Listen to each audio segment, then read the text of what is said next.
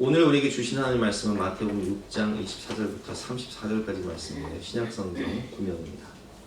마태복음 6장 24절부터 34절까지 말씀 영상을 통해서 함께 듣도록 하겠습니다.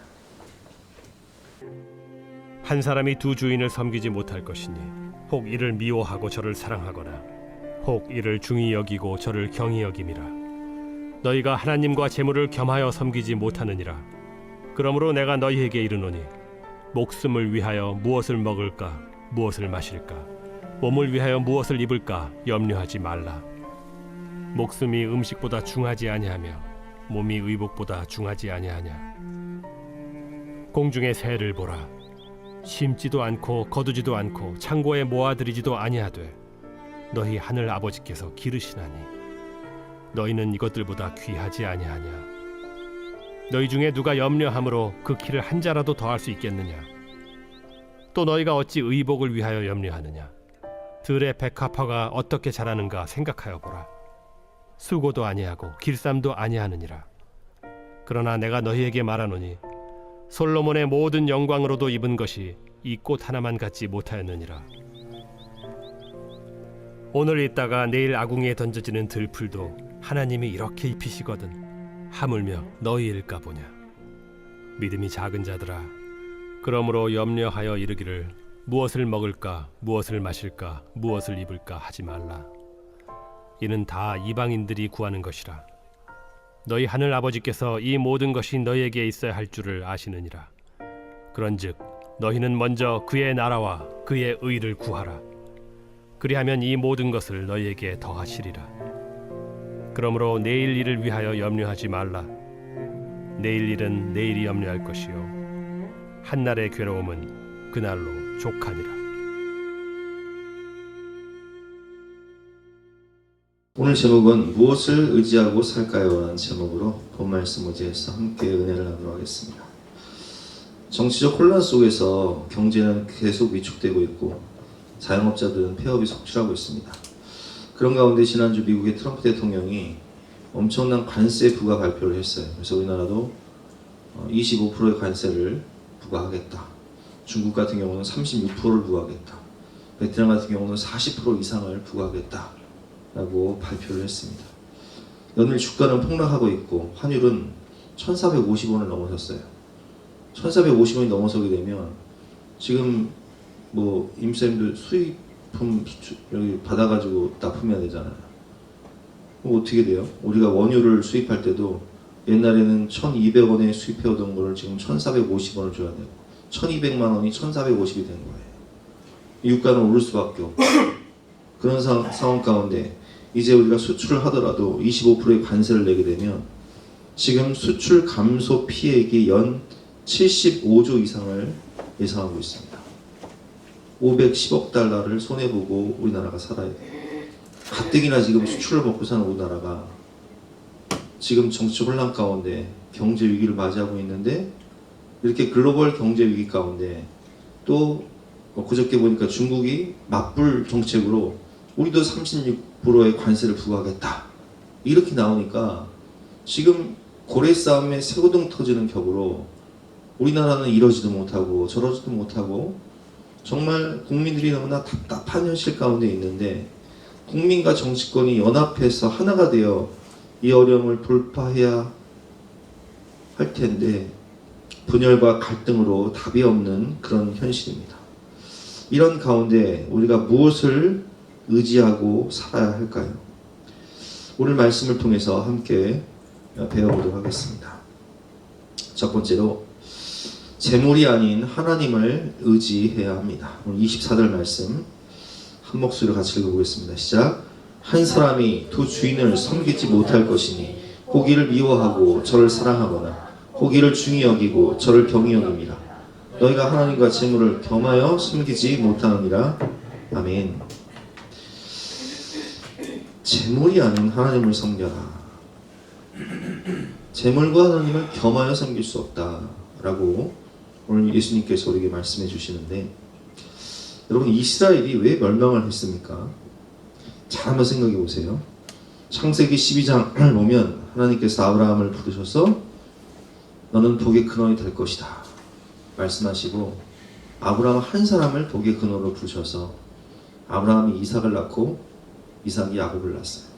이 야곱의 뜻은 발목 잡는 자라는 뜻이에요. 약탈자, 사기꾼, 발목 잡는 자. 그런데 그 이삭이 이 분이에 대해서 하나님의 천사와 씨름을 하잖아요. 그래서 다시는 내 이름을 야곱이라 하지 말고 이스라엘이라고 해라. 이스라엘의 뜻은 뭐냐?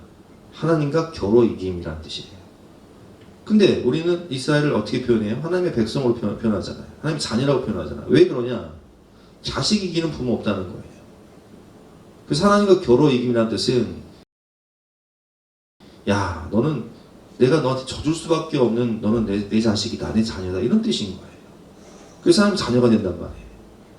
야곱이 12아들을 낳았는데 12지파가 되고 야곱이 이스라엘이 돼서 이스라엘 민족이 되는 거예요. 그러니까 한 사람을 민족으로 만드신 분이 누구세요? 하나님이세요. 그 광활한 땅, 적과 꿀이 흐르는 땅을 그냥 하나님의 은혜로, 우리가 여호수아를 통해서 배웠지만 하나님의 은혜로 그냥 거둬주시는 거예요. 그리고 그들이 하나님을 의지하며 믿음으로 살아갈 때에는 다윗 시대 보세요. 주변에 있는 모든 나라를 정복해버려요. 솔로몬 시대 보세요. 저 에티오피아에서 막 아프리카에서도 막 솔로몬의 그 영광을 보기 위해서 세계 곳곳에서 찾아오고 수출의 중심 국가가 된단 말이에요.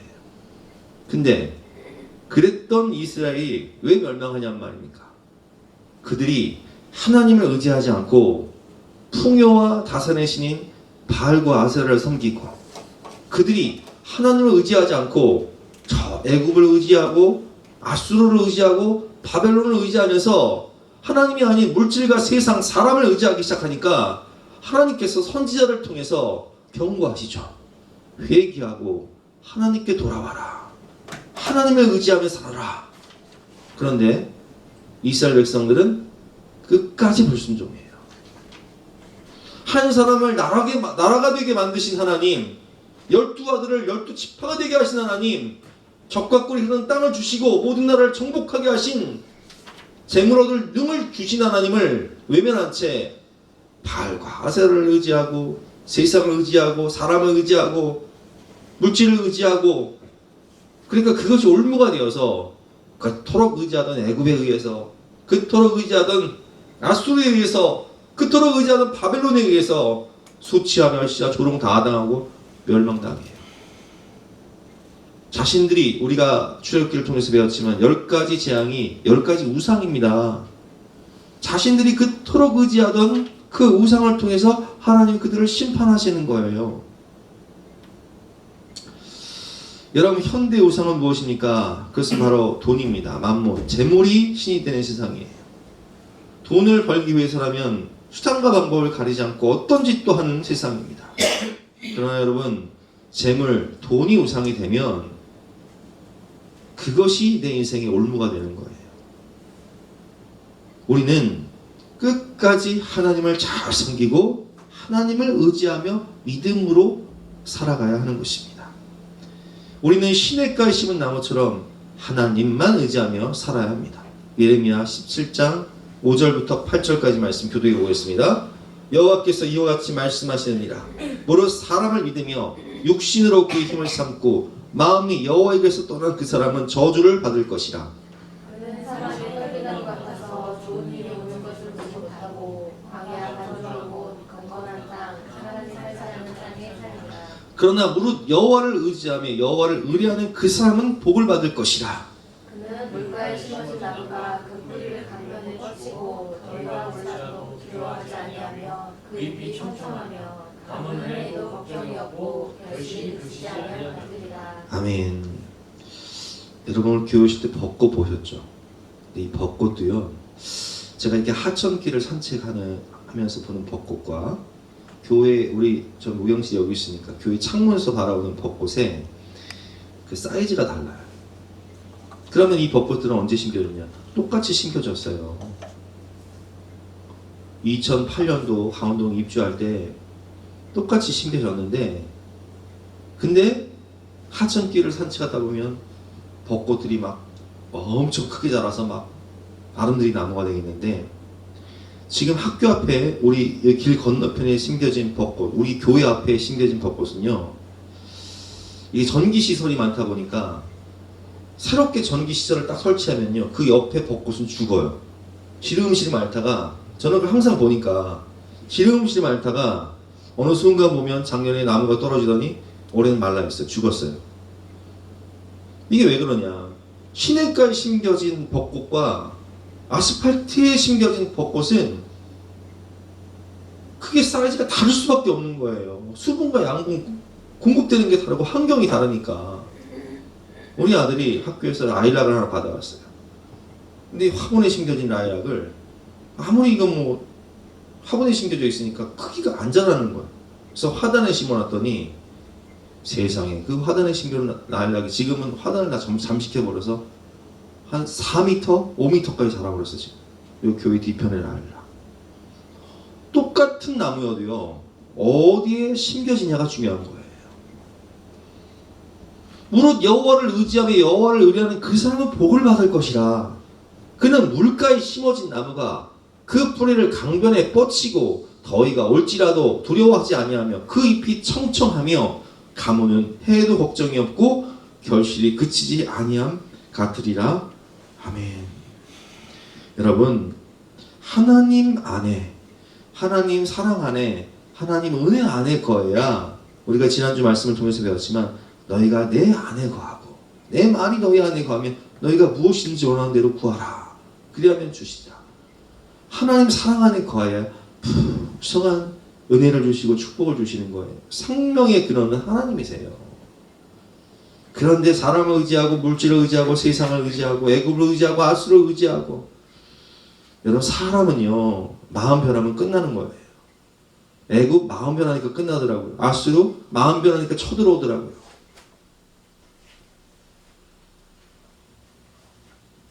하나님이 우리 인생의 목자가 되셔야 인생과 영생에 모두 부족함이 없는 것입니다. 시편 23편 1절과 2절 말씀. 여호와는 나의 목자시니 내게 부족함이 없으리로다. 그가 나를 푸른 풀밭에 놓이시며 쉴만한 물가로 인도하시는도다. 내 잔이 넘치나이다 고백할 수 있는 비결이 뭐냐? 여호와가 내 인생의 목자가 되셔야 돼요. 김병근 원장님이라는 분 간증을 든 적이 있는데, 이분은 저 김제 평야 농사 짓는 가난한 집에서 태어나서 어린 시절 보릿고개를 겪으면서 들쥐를 잡아먹던 그런 가난한 집이었다고 말씀을 하시더라고요. 그런데 공부를 잘해서 의대에 입학해서 학교 생활을 하는데 학비가 없으니까 버스를 타면 옛날에 잡상인들이 있었어요. 뭐 1,000원짜리 뭐 500원짜리 파는 잡상인. 그 잡상인을 하면서 등록금을 벌려고 하는데 참 너무 힘들어서, 내가 과연 이렇게 계속 이렇게 잡상인을 하면서 버스를 타서 잡상인 물건을 팔면서 학교를 다닐 수 있을까? 공부도 해야 되고 또 너무 부끄럽고 학교를 휴학해야 할까 고민을 하는데, 그걸 안쓰럽게 여긴 선배님이 어떤 분을 소개해줘요. 야, 너 이 사람한테 찾아가봐. 했더니 그분이 묻지도 않고 따지도 않고 4년 동안 등록금을 다 내주시는 거예요. 그리고 정말 믿음이 좋았던 크리스천 교수님이 이분을 불러서 너 생활비 없지? 너 한 달에 한 번씩 나가서 와라. 그래서 당시에 10만 원, 지금으로 따지면 뭐 100만 원 같은 돈이죠. 매달 그냥 교수님 안녕하세요 하면 거기 10만 원 놔뒀으니까 가져가. 졸업할 때까지 매달. 왜 이런 거예요? 하나님이 하신 거예요. 그래서 이분이 하신 말씀이, 가장 좋아하는 말씀이 어떤 말씀이냐고 물으니까, 여호와는 나의 목자시니 내가 부족함이 없습니다. 내 잔이 넘치나이다. 그래서 의대를 졸업할 수 있었어요. 그래서 의사가 돼서 병원을 세우게 되는데요. 이분 간증 제목이 뭐예요? 돈은 죽음 앞에서 숫자에 불과하다. 병원 사업을 하면서 건축을 하는데 건축업자가 속이는 거예요. 처음에는 25억이면 병원을 질 수 있다고 했는데 자꾸 돈이 늘어나. 재건축 재개발 때처럼 자꾸 돈이 늘어나. 나중에 90억으로 늘어나. 이거 어떻게 감당해요? 이거. 어음 사기를 맞고 또 200억짜리 문제가 터지고 그런 어려움을 겪을 때마다 아내가 옆에서 뭐라고 권면을 하냐. 이분도 참 결혼을 잘했어요. 믿음이 좋은 아내가 이렇게 권면을 하는 거예요. 당신 예수 믿는 사람이잖아. 걱정하지 마. 최악이 뭐야? 여러분, 우리 예수 믿는 사람에게 최악은 뭐예요? 최악이 천국이에요. 우리는 최악이 영생이라고요. 최악이 영생이잖아. 사람 두려워하지 마. 책임질 일 있으면 당신이 잘못한 일 있으면 책임지고, 사람 두려워하지 말고 하나님 의지해. 믿음이 생기는 거예요. 담대함이 생기는 거예요. 믿음으로 돌파하는 거예요. 돈은 죽음 앞에서 숫자에 불과하더라. 여호와는 나의 목자시니 내가 부족함이 없습니다. 그 모진 어려움을 하나님이 나와 함께 하신다는 믿음으로 돌파할 수 있었다라고 고백을 하시더라고요. 여러분, 하나님을 의지하며 말씀에 순종하며 살아가는 우리는 복 있는 사람이 되어야 합니다. 시편 1편 말씀, 복 있는 사람은 그냥 복이 있어요. 그럼 복이 뭐예요? 복의 근원이 누구십니까? 복의 근원 하나님이세요. 그러니까 내 안에 하나님 계시면 나는 그냥 복 있는 사람이 되는 거예요. 복 있는 사람은 악인들의 꾀를 따르지 아니하며 죄인들의 길에 서지 아니하며 오만한 자들의 자리에 앉지 아니하고 오직 여호와의 율법을 즐거워하여 그의 율법을 주야로 묵상하는 자로다. 그는 시냇가에 심은 나무가 저를 따라 열매를 맺으며 그 잎사귀가 마르지 아니함 같으니 그가 하는 모든 일이 다 형통하리로다. 아멘. 여러분, 우리는 정말 재물이 아닌 하나님을 의지하는 믿음의 사람, 복 있는 사람이 되어야 하는 것입니다. 두 번째로, 내가 귀한 하나님의 자녀임을 믿어야 합니다. 오늘 25절과 26절 말씀 교독해 보겠습니다. 그러므로 내가 너희에게 이르노니 목숨을 위하여 무엇을 먹을까, 무엇을 마실까, 몸을 위하여 무엇을 입을까 염려하지 말라. 목숨이 음식보다 중하지 아니하며 몸이 의복보다 중하지 아니하냐. 26절 시작. 공중에 새를 보라. 씻지도 않고 거두지도 않고 창고에 놓아지 아니하되 너희는 나라 아버지께서 지나시니 너희는 이것들보다 귀하지 아니하냐. 자, 하나님 뭐라고 말씀하세요? 너희들은 귀하다. 얼마큼 귀하냐? 공중의 새랑 비교가 안 된다. 들의 꽃들과도 비교가 안 된다. 우리는 얼마짜리 인생이라고요? 예수님짜리 인생이다.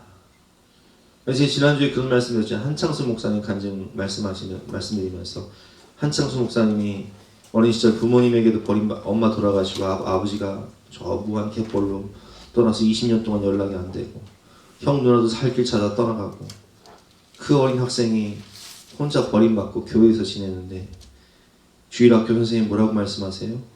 너는 귀하다. 오늘 이 말씀 얘기하는 이 말씀 본문 펼쳐서 창수야 너는 귀하다. 그리고 하나님께서 때를 따라 모든 공부할 수 있는 학비를 생활비를 보태주시고 돕는 손길을 보내주시고 창수야 밥 먹었냐? 우리 집 와서 밥 먹어라 하는 권사님들 대학 들어가니까 삼짓돈 모아서 4년 등록금을 다 보태주시고 유학할 수 있는 길을 열어주시고 교회 개척할 수 있는 길을 열어주시고 오늘 하나님께서 뭐라고 말씀하십니까? 너는 이것들보다 귀하지 아니하냐. 제가 지난주 수요일날 그런 말씀드렸잖아요. 복삭수고하수다 드라마 말씀드리면서 정말 금지 옥격으로 키운 딸이 서울대를 들어가서 일본 유학을 가는데 돈이 없으니까 부모가 뭐 어떻게 한다고요? 집을 팔아버려요. 딸 기죽지 않게 하고 싶은 거 다 하면서 집을 팔아버려요. 둘째 아들이 사고만 치고 다니는 말썽꾸러기 둘째 아들이 사고치고 사기를 당해서 감옥에 갈 상황이 생기니까 아버지가 마지막 전 재산이 배를 팔아버려요. 그리고 그 피해액을 다 보상해주고 감옥에서 데리고 나오는 거예요. 왜 그래요? 너무 귀한 내 자녀니까. 잘난 딸이든 못난 아들이든 배웠든 못 배웠든 내세울 게 있든 없든 부모 입장에서는 너무나 소중한 내 자녀이기 때문에 너무나 소중하니까 그렇게 하는 거예요. 이사야 53장 말씀, 43장 말씀.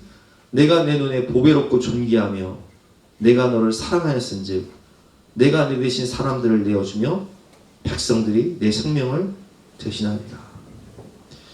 여러분, 그렇습니다. 하나님이 보실 때에는 우리가 너무 귀한 존재예요. 하나님은 우리의 하늘 아버지십니다. 우리가 자녀들을 귀하게 생각하고 우리 자녀들한테 그런 얘기 하잖아. 너 하고 싶은 거 있으면 다 해. 아빠 엄마가 힘나는 데까지 밀어줄게. 네 꿈을 펼쳐봐. 밀어주잖아요. 기도하고 도와주잖아요. 하나님도 그러신 거예요. 내가 너를 볼 때 너는 너무나 보배롭고 존귀하다. 내가 너를 얼만큼 사랑하냐. 마지막 피 한 방울, 마지막 물 한 방울까지 쏟아서 내 삶의 액기스, 마지막 피 한 방울, 마지막 물 한 방울까지 쥐어짜서 너에게 줄 만큼 너는 귀하다. 테텔레스타이. 너의 인생의 죄짐, 그 빚 내가 다 갚았다. 너 하고 싶은 거 다 하며 살아라. 그게 주님 하신 말씀이잖아요. 여러분, 오늘 하나님께서 말씀하십니다. 너는 너무나 귀하다. 너는 내 아들이다. 너는 내 딸이다. 32절 말씀 보면 이는 다 이방인들이 구하는 것이라. 너희 하늘 아버지께서는 이 모든 것이 너에게 있어야 할 줄을 아시느니라. 이 모든 것이 너에게 있어야 할 줄을 아신다라고 되어 있어요. 제가 28살 때 신학대학교 2학년이었는데 학교 청빈 게시판을 보니까 전도사를 구하는데 다른 데는 사례가 있는데 여기는 사례가 없어. 너무 작은 교회라 사례가 없어. 그래서 하나님이 나 같은 부족한 사람이라도 써주시면 내가 사례가 없어도 나를 써주시면 감사하니까 내가 저 교회를 가야겠다 생각하고 이력서를 내니까 당연히 뽑죠. 왜냐면 신청한 사람이 없으니까. 갔는데 감사하게도 저한테 어린아이들을 맡겨주시면서 유치부부터 초등학교 6학년까지 한 20-30명 되는 어린아이들을 제가 데리고 이쪽에 막 3살짜리, 2살짜리 안고 막 설교를 했단 말이에요. 한 달 지나니까 그래도 목사님이 저를 불러서 교통비라고 20만 원을 주세요. 근데 20만 원 받아가지고 뭐해요? 11조 감사원금, 주일원금하고 나면 얼마 안 남아. 그러니까 학교를 다니면서 그냥 밥은 굶고 다니고 교통비로만 쓰는데 등록금을 내야 될 때가 됐는데 등록금 낼 돈이 없는 거예요. 내 수중에 10,000원이 있어. 근데 그날 밤 꿈에 다음 주면 등록금을 내야 되는데 그날 밤 꿈에 하나님이 내가 채워주리라. 할렐루야. 근데 내 수중에 얼마 있어요? 10,000원 있어. 10,000원. 여러분 다 아시는 얘기지만 제가 그래서 그 10,000원 갖고 뭐 했어요? 복권 샀단 말이에요. 복권. 아니 내가 돈을 구석에 없는데 하나님 채워주신다니까 복권 사면 복권 당첨될 내라 해서 복권을 샀는데 꽝이 됐어요. 다 10,000원어치 샀는데 다 꽝이 됐어요. 그래서 뭐 어떻게 된 거야? 하나님 채워주신다더니 주일날 사역 마치고 집에 가려고 퇴근하려고 나오는데 목사님 부르세요. 담임 목사님 부르시는 거예요. 임전사 일로 와봐. 등록금 낼 때 되지 않았어? 이럴 때 됐죠. 이거 가져가. 내가 내 교회에서 등록금 전액을 주시더라고요. 여러분, 하나님께서 우리에게 뭐라고 말씀하시죠? 너희 하늘 아버지께서 이 모든 것이 너에게 있어야 할 줄을 아시느니라. 부모는요, 자녀의 모든 형편을 살펴요. 학원비 언제 내야 되는지, 학용품 뭐 갖고 와야 되는지, 용돈이 얼마나 필요한지, 옷이 있는지 없는지, 신발이 닳았는지 안 닳았는지 모든 걸 살피시고 이 모든 것이 너에게 있어야 할 줄을 아신다라고 말씀하시는 거예요. 때로는 나의 작은 신호에도 응답하시고 때로는 나의 혼잣말에도 응답하시는 하나님의 은혜. 여러분 우리가 교회를 개척하고 아시겠지만 옆에 스피닝이 있었다고. 스피닝 얼마나 시끄러워요. 수요예배를 드리다가도 스피닝 음악 틀면 아무것도 못해. 그 스피커가 지금 이 스피커예요. 이 스피커가 스피닝 스피커예요. 이게 여기 앞에 있는 요거. 우리가 함께 기도하기를 이 산지를 내게 주시옵소서. 근데 돈이 있어요? 돈이 없어요. 왜냐면 여기를 제가 교회를 알아볼 때 원래 저쪽으로 들어가려고. 저쪽. 근데 저기가 센터 중앙이라고 저기는 200만 원, 여기는 150만 원이 있어요. 50만 원 차이가 났어요. 그래서 못 들어갔어요. 아니 우리가 여기도 월세 관리비도 빠듯하게 내는데 저기를 어떻게 가냐고요. 이산지를 내게 주시옵소서 기도하는데 돈이 있냐고요. 돈이 없어요. 근데요 하나님은 주셨어요. 나의 작은 신임에도 우리의 작은 신임에도 응답하신 하나님. 어떤 때는 생각만 해도 주세요. 생각만 해도. 혼잣말로 그냥 혼잣말 해도 주신다니까요.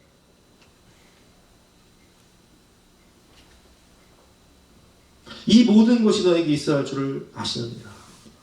오늘 피었다시는 들풀도 입히시는 하나님, 공중의 새도 먹이시는 하나님. 공중의 새가 먹는 벌레의 양이 우리 70억 인구가 먹는 고기의 양보다 많다고 말씀을 드렸잖아요. 제가 이 모든 것이 있어야 할 줄을 아시는 하나님. 여러분 우리가 생각해 보세요. 오늘 오시다가 이제 벚꽃을 보셨을 텐데 저는요 참 그걸 보면 기가 막힌 게 제가 화초를 키우잖아요. 화초를 키우면 이게 화초를 잘 키우면 좋은데 화초 물 주는 것도 보통 일이 아니에요. 그래서 가끔은 물 주는 때를 놓쳐가지고 죽이는 경우가 있어요. 나 저번에 우리 그 필리핀 선교 갔을 때 일주일 동안 화분에 물을 못 줬어요. 저 밖에 철쭉이 2개가 있는데 그 화분에 물을 못 줬더니 이렇게 말라 죽었더라고요. 근데 제가 그걸 보면서 느끼는 게 나는 이 화초도 제대로 못 키우는데 내가 물을 줘도 이게 죽는 경우가 많은데 저 산에 있는 모든 나무들, 들판에 있는 저 아름다운 꽃들, 우리가 오면서 본 이 모든 벚꽃들 누가 키우세요? 누가 입히세요? 우리 하나님은 그냥 비 한번 싹 내려주시면 온 천지가 푸릇푸릇해져. 가운데 일대가 다 벚꽃 단지가 돼버려. 우리 하나님은 참 대단하시다. 나는 화분도 못 키우는데. 오늘 피었다지는 들풀도 입히시는 하나님. 오늘 있다가 내일 안궁이에 던져지는 들풀도 하나님이 이렇게 입히시거든. 하물며 너일까 보냐 믿음이 작은 자들아.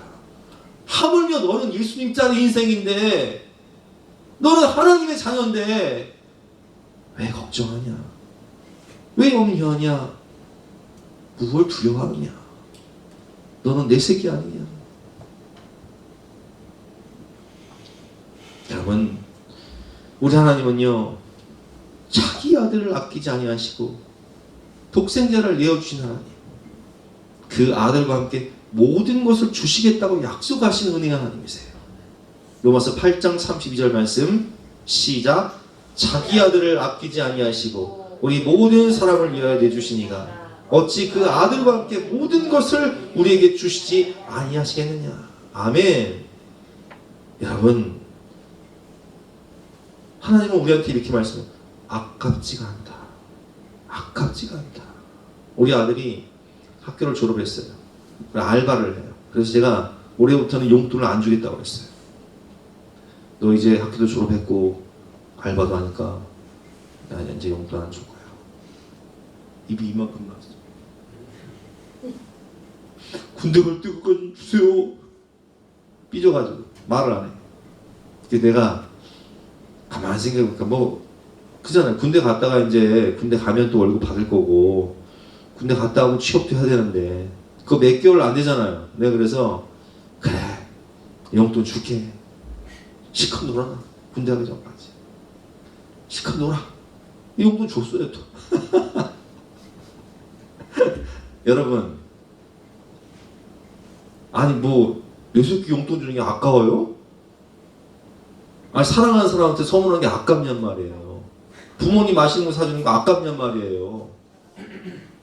우리 하나님 말씀하세요. 자기 아들을 아끼지 아니하시고 독생자를 내어주신 그 하나님이 어찌 그 아들과 함께 모든 것을 선물로 주시지 아니하시겠느냐. 우리 어머니가 애들 용돈 줄 때마다 하시는 말씀이 있어요. 어떤 경우 애들 막 입학하면 막 100만 원 주세요. 아휴, 엄마 용돈 쓰지 왜 100만 원을 줘. 우리 아버지 100만 원을 주세요. 안 아까워. 내 새끼들 주는데 안 아까워. 여러분, 사랑하면 아깝지 않은 거예요. 하나님 말씀하세요. 사랑하기 때문에 아깝지 않다. 특별히 우리는 서로를 좀 귀하게 여겨야 돼요. 제가 10월에 말씀드리면서 그랬잖아요. 하나님을 우리 귀하게 여기시는 것처럼 우리도 하나님을 귀하게 여기고 또 우리 자신을 귀하게 여기고 좋은 것 좀 사 먹고 때로는 내가 내 자신에게 선물도 좀 하고. 우리 남성분들 김창옥 씨를 보면 그런 얘기를 해요. 중년이 돼서 이제 남성분들도 마찬가지, 여성분들도 마찬가지인데 자기를 위해서 한 10% 정도의 시간을 뛰어노라는 거예요. 취미생활도 좀 하고 또 때로는 내가 나에게 좀 선물도 좀 하고 위로를 해주고 보상을 좀 해주고 내가 나를 귀하게 그리고 이웃을 성도를 귀하게 여겨라. 제가 그런 말씀을 하셨잖아요. 국민이 서로를 좀 불쌍히 여기고 아니 제가 볼 때는 뭐 진보나 보수나 뭐 똑같은 그저 서로 그냥 정권 차지하기 위해서 내가 볼 때 똑같아. 뭐 하나도 난 게 없어 둘 다. 좀 서로를 좀 불쌍히 여기면서 국민을 생각해서 서로를 좀 불쌍히 여기면서 기도해서 하나가 돼서 이 국제적인 이 글로벌 경제 위기를 어떻게 돌파할 수 있을까? 이것 좀 머리 좀 모아서 좀 화합하고 하나가 됐으면 좋겠어요. 서로 좀 귀하게 여겼으면 좋겠어요. 국회의원들끼리 서로 좀 존중하고 좀 그랬으면 좋을 텐데 그냥 서로 무시하고 경멸하고.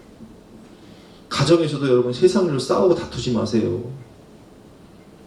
정치적인 얘기로 막 어떤 분들 막 부부싸움하고 난리 막 나는데 그러지 마세요. 아니 나를 위해 고생하는 아내가 불쌍하지 않습니까? 밖에서 하루 종일 일하는 남편이 불쌍하지 않냐고. 서로가 서로를 불쌍히 여기고 귀하게 여기고 성도가 성도를 귀하게 여기고 사랑하며 섬기며 살아도 사랑하기도 짧은 인생인데 우리가 다툴 시간이 어디 있습니까 지금.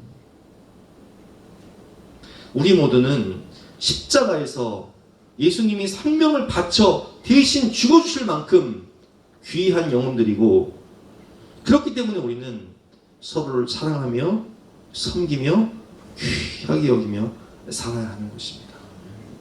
내 말 한마디 때문에 사람들 상처받지 않도록 온유하고 겸손하게 귀히 여기고 천하보다 소중한 한 영혼을 귀하게 여기고 살아가야 하지 않겠습니까?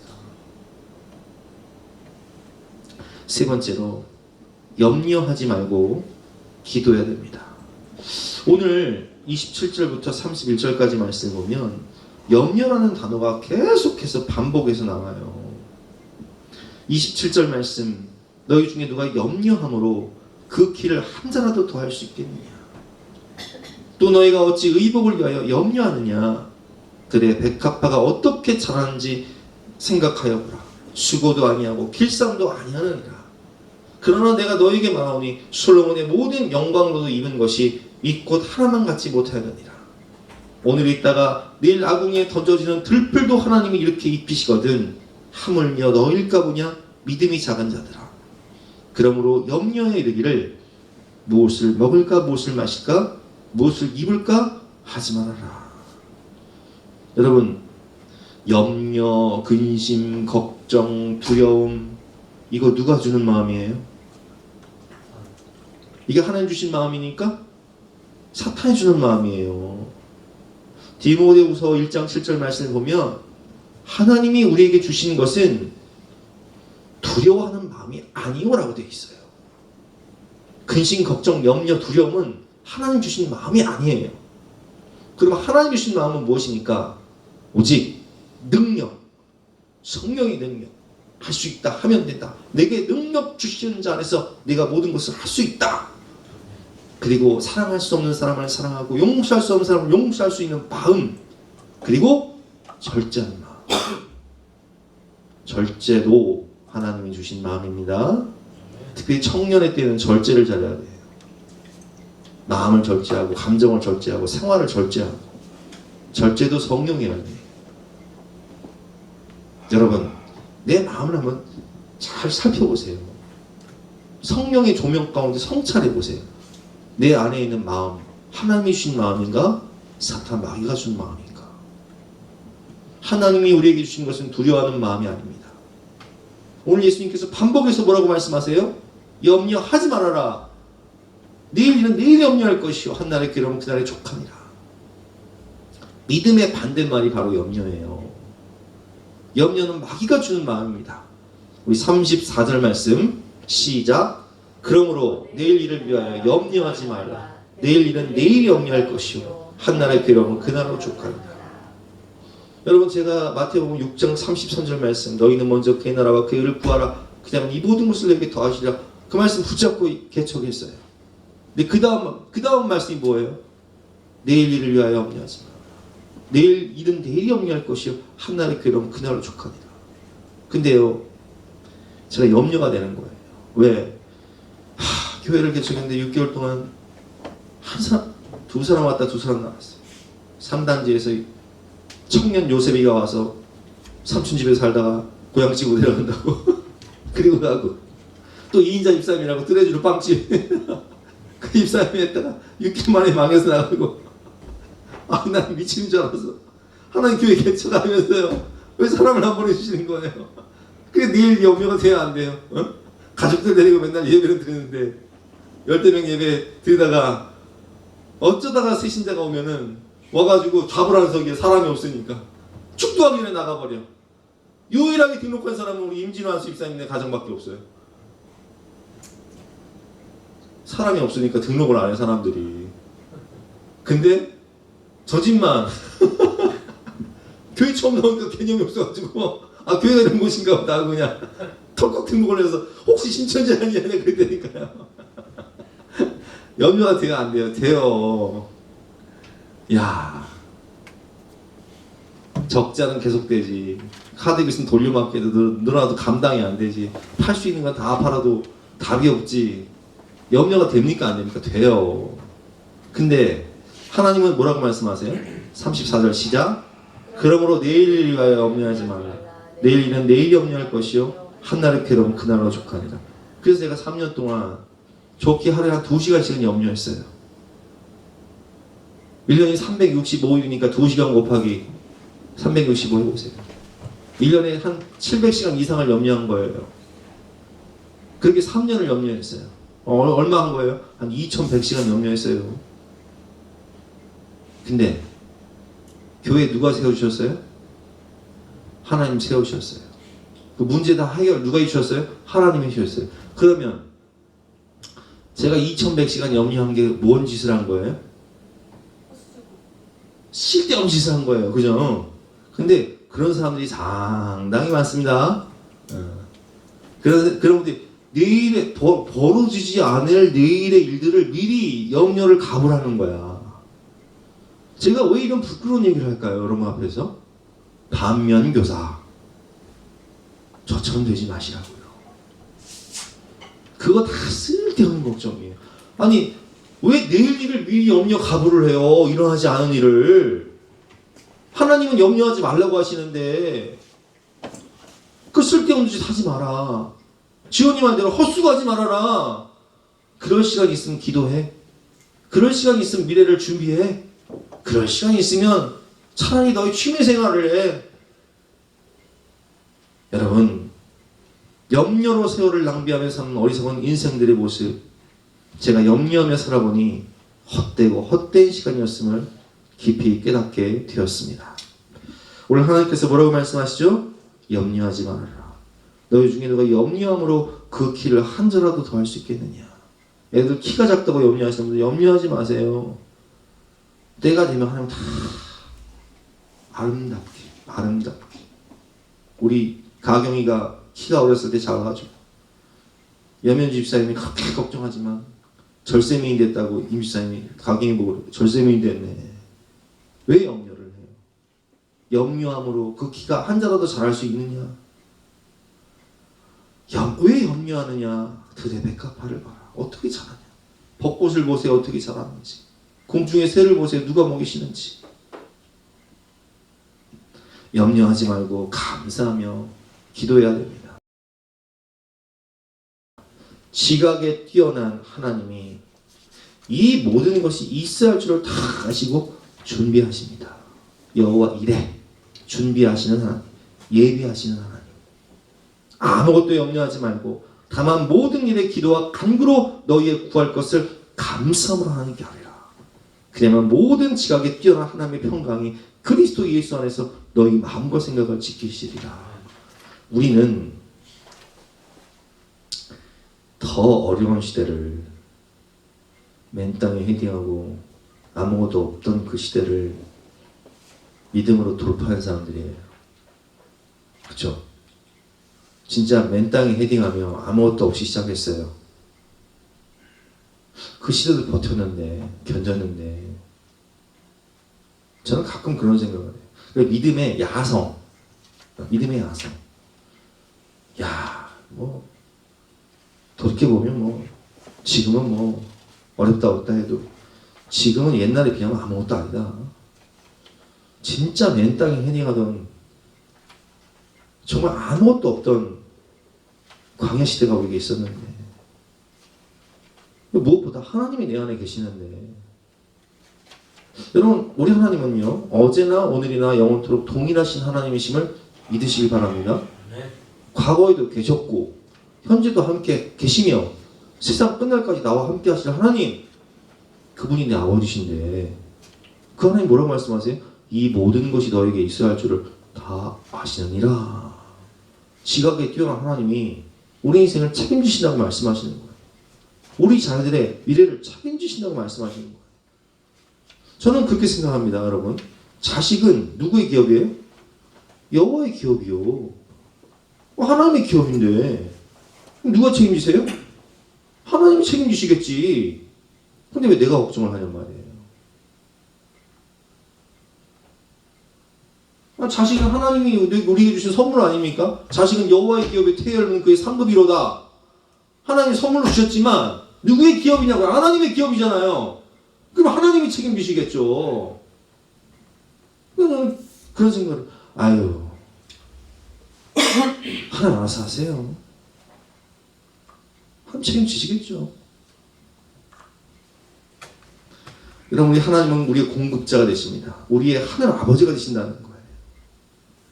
구하라 그러면 너에게 주실 것이요, 찾으라 그러면 찾을 것이요, 문을 두드리라 그러면 너에게 열릴 것이니 너희가 악한 자라도 좋은 것으로 자식에게 줄 줄 알거든. 하물며 하늘에 계신 너희 아버지께서 구하는 자에게 좋은 것으로 주시지 않겠느냐. 아무리 악한 인간도요, 자식에게는 좋은 것일 줄 알아요. 하물며 하늘에 계신 너희 아버지께서 믿음으로 감사하며 구하는 자에게 좋은 것으로 주시지 않겠느냐. 오늘 결론입니다. 너희는 먼저 그의 나라와 그의 의를 구하라. 그러면 이 모든 것을 너에게 더하시리라 약속하셨어요. 우리가 마음을 지켜야 돼요. 하나님을 의지하면서 하나님이 내 인생의 목자가 되신다는 사실을 믿고 마음을 지키면서 살아야 돼요. 내가 하려고 하니까 힘든 거예요. 내가 책임지려고 하고 내가 결과를 어떻게 움직이려고 하니까 힘든 거예요. 하나님께 모든 걸 맡기세요. 마음을 지키고 순서를 바꿔, 우선순위를 바꿔야 돼요. 너희는 먼저 그의 나라와 그의 의를 구하라. 우리가 하나님을 위하고 하나님은 우리를 위하고 하나님을 의지하며 하나님을 기쁘시게 하고 살면, 먼저 그의 나라와 그의 의를 구하면 하나님이 우리의 미래를 책임져 주시고, 자식은 여호와의 기업이니까 자녀들의 미래까지도 책임져 주시는 것입니다. 가장 좋은 게 뭔 줄 아세요? 가장 좋은 것은 하나님이에요. 하나님이 주시는 어떤 것이 아니라 가장 좋은 것은 바로 하나님이세요. 하나님 집 좀 주세요. 하나님 차 좀 주세요. 하나님 돈 좀 주세요. 이게 아니라니까요. 그냥 천지 만물을 창조하시고 역사의 주관자가 되시고 만왕의 왕이 되시며 모든 하늘의 신령한 은혜와 땅의 기름진 복을 주시는 그 하나님 자신이 하나님 본체가 가장 좋은 것이에요. 우리 그걸 놓치면 안 되는 거예요. 하나님이 주시는 것을 붙잡는 것이 아니라 하나님을 붙잡아야 되는 거예요. 그 안에, 그분 안에 모든 생명과 축복이 다 있는 거예요. 드라마 폭삭 소가수다를 보니까 자녀를 위해서 부모들이 헌신하잖아요. 집 팔고 배 팔고 그렇게 키우는데 나중에 그 딸이 사업을 크게 해서 잘 돼요. 그래서 부모님 병원비 다 대고 나중에 아버지 돌아가신 다음에 어머니 제도의 집사드리고 또 시집 출판해주고 하거든요. 근데 제가 그걸 보면서 느낀 게 뭐냐면은 사실 가장 좋은 것은요, 집이나 시집이 뭐 중요한 게 아니라 돈이 아니라 가장 좋은 것은 사랑하는 사람들과 함께하는 동행이에요. 인생이 사랑하는 사람과 함께 동행할 때 행복한 거잖아요. 내가 누군가를 위해 집을 팔아서 정말 그 사람을 위해서 집을 팔 수 있는 사랑하는 사람이 있다는 것, 배를 팔 수 있는 사랑하는 사람이 있다는 것 그 자체가 행복한 거예요. 그 존재 자체가. 여러분 가장 좋은 것은요, 사랑하는 사람과 함께 동행하는 것이 가장 좋은 것이듯 최고의 축복, 최고의 행복은 바로 생명과 복의 근원이신 하나님과 함께하는 것입니다. 하나님과의 동행인 것입니다. 그 축복과 은혜를 믿음으로 받으셔서 여러분, 우리가 살고 있는 세상 환경이 아무리 어려워도 우리는 더 거친 광야 같은 인생을 살아온 인생이고 그 가운데 하나님이 우리를 여기까지 인도하신 믿음을 경험한 사람들이에요. 그 하나님 믿고 그 하나님 의지하고 그 하나님이 나의 아버지 되심을 믿고 믿음으로 돌파해서 먼저 그의 나라와 그 일을 구할 때 최고의 생명과 축복의 그런 대신 하나님이 나와 함께하는 참된 행복과 기쁨을 만족하게 누리시는 저와 여러분 되시기를 주님의 이름으로 축원합니다. 우리 함께 찬양하도록 하겠습니다.